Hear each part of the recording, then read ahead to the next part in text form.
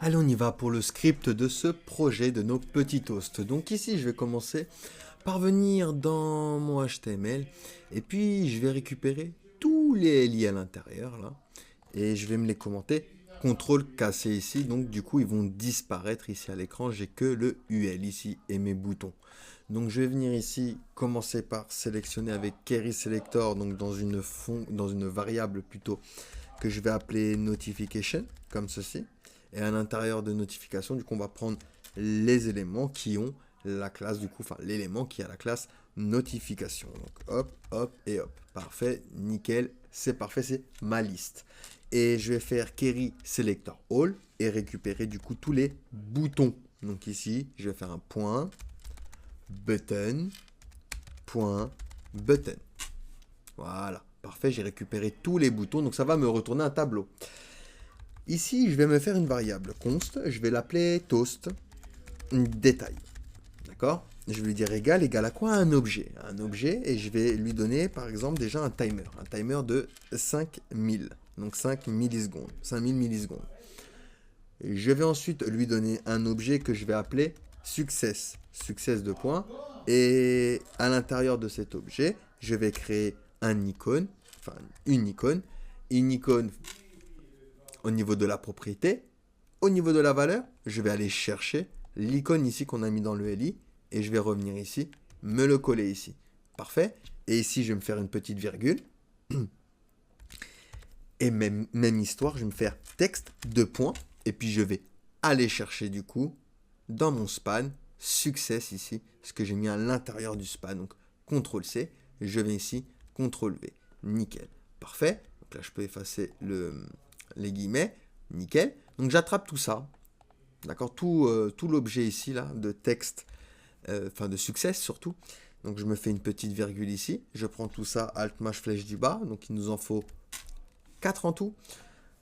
Hop, donc pour error. Et error, on va également prendre pour warning. Donc ici je mets warning. Et ici, du coup, pour info. Donc ici je me mets info. Hop, parfait, nickel. Donc ce qui me reste à faire à chaque fois, c'est de récupérer l'icône qui correspond, et puis hop, me le coller. Donc là, c'est pour error. Hop.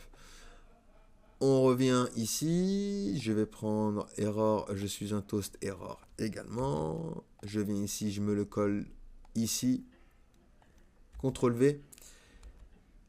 Hop. On va faire pareil pour warning. Donc je récupère pour commencer l'icône. Hop. Et du coup, je vais récupérer également le warning ici. CTRL-C.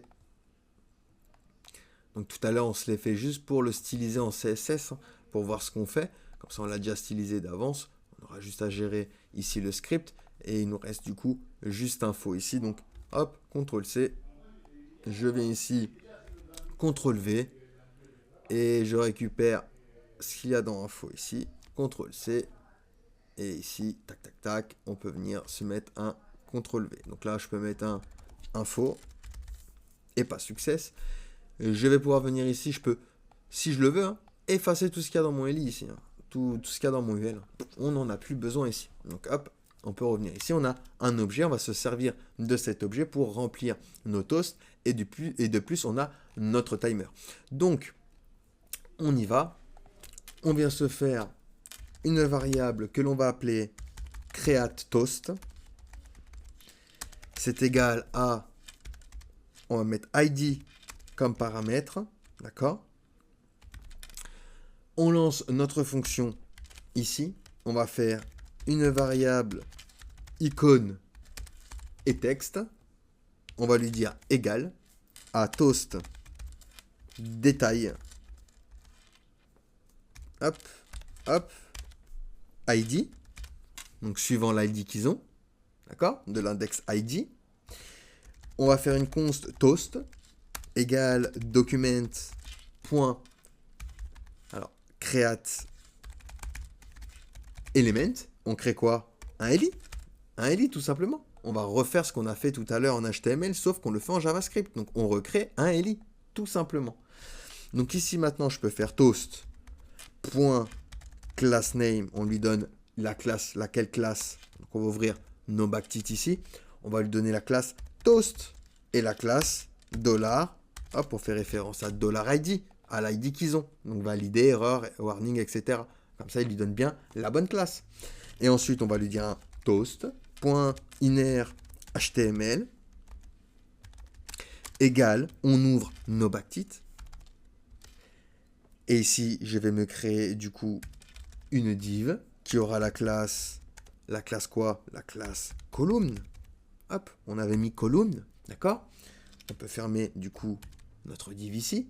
À l'intérieur, on va faire référence à notre variable icône. Ok? Ensuite, on va se créer un span.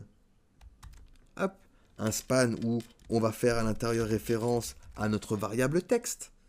Et bien sûr, on ferme le span. Alors hop, hop, hop, hop. Voilà, on ferme notre span. Ok? Puis on ferme également notre div. Hop, parfait, nickel. Et on n'oublie pas, alors, on va venir le chercher sur icône. On va taper close et on va récupérer le close circle. Hein. Hop, on le récupère et on se le colle ici parce qu'on l'avait collé. Hop, à chaque fois pour chaque toast. Nickel, nickel, nickel. Donc là, on a bien notre icône, mais on va lui rajouter un attribut, l'attribut onClick. OneClick quoi? OneClick égale, et on va lui donner une fonction qu'on va créer juste après, remove toast. 10, on va faire référence à notre objet 10, point, et on va dire parent element.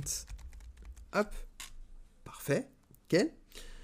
Une fois qu'on a fait ceci, hop, il faut rajouter cet li du coup à notre UL. Donc on va faire notification.appendChild, ajoute l'enfant, alors appendChild, hop, ajoute l'enfant toast. D'accord? Hop, tu m'ajoutes mon toast. Parfait, puis je vais faire un toast. Point time out id égale set time out. On lance une fonction qui va faire un remove toast avec notre fameuse fonction remove toast que l'on va créer juste après. Hein. On lui place toast, virgule, toast détail, point timer. Donc on fait référence à timer, le timer qu'on a mis là, les 5 millisecondes. D'accord? Parfait, parfait, parfait, parfait. Donc là, il nous reste à faire quoi? Eh ben, donner l'événement à nos boutons. Donc ici, je vais faire un button.forEach, vu que c'est un tableau. Je lui place btn comme paramètre, par exemple. Hop, on lance notre fonction. Et je vais lancer un événement sur bouton. Lequel événement? Le clic. Hop, le clic. Et on va lancer quoi? La fonction va lancer quoi, à votre avis? Eh bien, la fonction createToast, tout simplement. Donc ici, je peux faire createToast btn.id, suivant le bouton que tu appuies, suivant l'ID du btn. D'accord? Et là, j'appuie sur success, j'ai bien success. J'appuie sur erreur, j'ai bien erreur. J'appuie sur alerte, j'ai bien alerte. J'appuie sur info, j'ai bien info. Par contre, il reste, parce qu'on n'a pas encore créé notre fameuse fonction remove toast. Donc, je vais venir ici. Const remove toast égale, on va lui placer toast en paramètre. Hop, on lance notre fonction. Alors, hop, const. Voilà. On lance notre fonction qui va faire un toast.classlist.add. Tu lui add quoi? Hide. Vous vous rappelez, on a créé la fameuse classe hide. Ok? Et on va faire en même temps un if par contre. If si toast.timeoutID. Hop. Et on va faire un clear timeout pour clear le timeout. Toast.timeoutID. Hop. Nickel. Et pour terminer, c'est timeout. Hop, on lance notre fonction. Et on va faire un toast. .remove. Voilà, nickel. Et on n'oublie pas, du coup, les secondes. Donc 10. Hop, parfait. Nickel. Donc parfait. Et du coup, on va tester. J'appuie. Je vais attendre de voir si il va bien lui rajouter hide. Hop, il a bien disparu. Nickel.